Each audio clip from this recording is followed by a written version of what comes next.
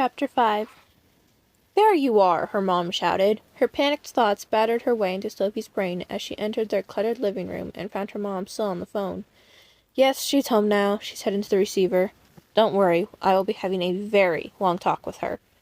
Sophie's heart jolted. Her mom hung up the phone and reeled around. Her wide green eyes glared daggers. That was Mr. Sweeney calling because he couldn't find you at the museum. "What were you thinking, wandering off like that? Especially now, with the fires making everyone nervous. Do you have any idea how worried I was? And Mr. Sweeney was about to call the police." I'm sorry," Sophie stammered, struggling to find a convincing lie. She was a horrible liar. "I got scared." Her mom's anger faded to concern, and she tugged nervously at her curly brown hair. "Scared of what? Did something happen?" "I saw this guy," Sophie said, realizing the best lies were based on truth.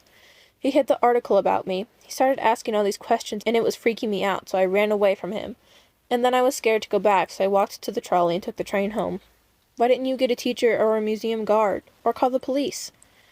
"I guess I didn't think of that. I just wanted to get away." She tugged out an eyelash. "Ugh, stop doing that," her mom complained, closing her eyes and shaking her head. She took a deep breath. "Well, I guess the important thing is that you're okay. But if anything like that ever happens again, I want you to run straight to an adult. Do you understand?" Sophie nodded. "Good." She rubbed the wrinkle between her brows that always appeared when she was stressed. "This is exactly why your father and I were upset about that article. It's not safe to stand out in this world. You never know what some weirdo is going to try to do once they know where they can find you." No one understood the dangers of standing out better than Sophie. She'd been teased and tormented and bullied her whole life. "I'm fine, Mom, okay?" Her mom seemed to deflate as she let out a heavy sigh. "I know. I just wish—" Her voice trailed off, and Sophie closed her eyes, hoping she could close out the rest of the thought. "You could be normal like your sister." The word slipped a tiny pin into Sophie's heart. It was the hardest part of being a telepath, hearing what her parents really thought. She knew her mom didn't mean it, but that didn't make it any less painful to hear. Her mom wrapped her in a tight hug. "Just be careful, Sophie. I don't know what I'd do if anything happened to you." "I know, Mom. I'll try." Her dad came through the front door, and her mom let her go. "Welcome home, honey. I'll have dinner ready in 10, she called to him. "And, Amy," she added, raising her voice so it would be heard upstairs, "time to come down." Sophie followed her mom into the kitchen, feeling an unease twist in her stomach. Worn linoleum, pastel walls, tacky knickknacks. It all seemed so ordinary after the glittering cities Fitz had shown her. Could she really belong there? Did she really belong here? Sophie's dad kissed her on the cheek as he set his shabby briefcase on the kitchen table. "And how's my soybean?" he asked with a wink. Sophie scowled. He had been calling her that since she was a baby. Apparently, she'd had a hard time pronouncing her name. And she'd asked him hundreds, nope, thousands of times to stop. He refused to listen. Her mom took the lid off one of the simmering pots, and the smell of garlic and cream filled the room. She handed Sophie the silverware. "It's your turn to set the table." "Yeah, soybean, get crackin'," her sister said as she scooted into the room and plopped into her usual chair. At 9 years old, Amy already had the annoying little sister role mastered. Amy was Sophie's opposite in every way, from her curly brown hair and green eyes to her lower-than-average grades and incredible popularity. No one understood how she and Sophie could be sisters, especially Sophie. Even their parents wondered about it in their thoughts. The silverware slipped through Sophie's fingers. "What's wrong?" her mom asked. "Nothing." She sank into her chair. How could she and Amy be sisters? Amy was definitely human. Her parents were too. She'd heard enough of their thoughts to know they weren't hiding any secret powers. And if she was an elf... The room spun and she lowered her head into her hands. She tried to concentrate on breathing. Inhale. Exhale. And repeat. "You okay, soybean?" her dad asked. For once, she didn't care about the nickname. "I feel kind of dizzy. Must be from the smoke," she added, trying not to make them suspicious. "Can I go lay down?" "I think you should eat something first," her mom said, and Sophie knew she couldn't argue.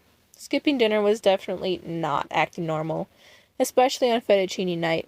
It was her favorite, but the rich sauce did not help her sudden nausea. Neither did the way her family stared at her. Sophie ignored their mental concern, trying not to tug on her eyelashes as she chewed each bite and forced herself to swallow. Finally, her dad set his fork down, the official end of dinner in the Foster house, and Sophie jumped to her feet. "Thanks, Mom. That was great. I'm going to do some homework." She left the kitchen and sprinted up the stairs before they could say anything to stop her. She raced to her room and closed her door, stumbling to her bed. A loud hiss shattered the silence. "Sorry, Marty," she whispered, her heart pounding in her ears. Her fluffy gray cat glared at her for sitting on his tail, but she reached out her hand and he slunk toward her, settling into her lap. Marty's gentle purr filled the silence and gave her courage to confront the realization she'd made downstairs. Her family couldn't be her family. She took a deep breath and let the reality settle in. The strange thing was, in some ways, it made sense. It explained why she always felt so out of place around them, the slender blonde among her chubby brunette family. Still, they were the only family she knew. And if they weren't her family, who was? Panic closed off her chest and her lungs screamed for air, but another pain throbbed deeper, like something inside had ripped apart. Her eyes burned with tears, but she blinked them back. It had to be a mistake. How could she not be related to her family? She'd been hearing their thoughts for 7 years. How would she not know that?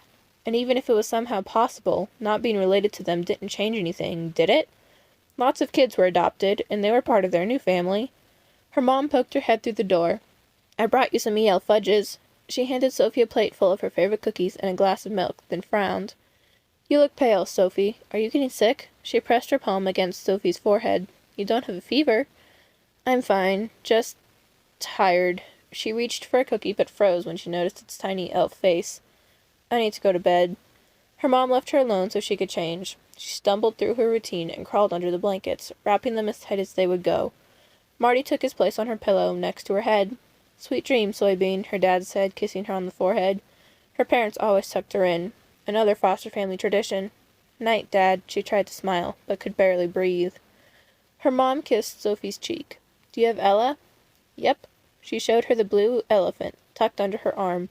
She was probably too old to still have a stuffed animal, but she couldn't sleep without Ella. Tonight she needed her more than ever. Her mom turned off the light, and the darkness gave Sophie the courage she needed.